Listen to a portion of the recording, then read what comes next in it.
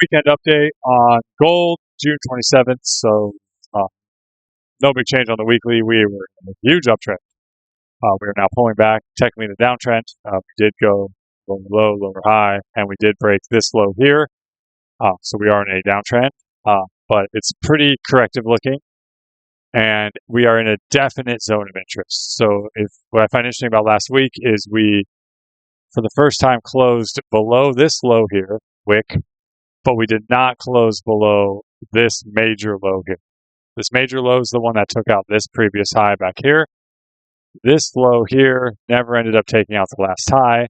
And when we got to this low here, we wicked down, but then we have a buy wick and pushed back into it.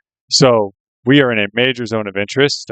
Doesn't mean we're guaranteed to reverse, but we have a corrective action downtrend into a major zone of interest, and we pierced but did not hold a break below the major low.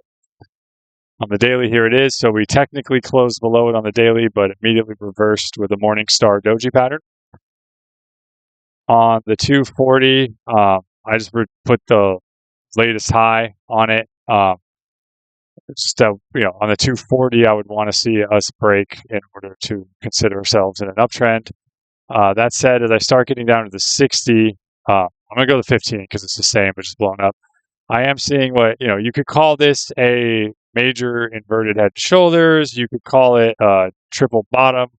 You could call it a triangle breakout with return and push. Point is, something's happening here that's showing price action wanting to reverse. So we had this consolidation. We had these buy wicks. We broke out this triangle impulsively. We corrected. We impulsively came back up into this major support area or resistance area.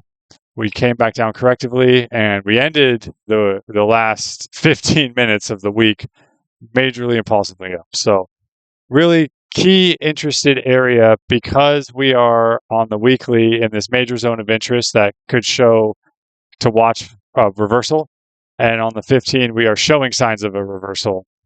Really going to be watching this neckline. Should we break through and retrace? Should we do whatever? But getting above here would be a big sign to start looking for buys.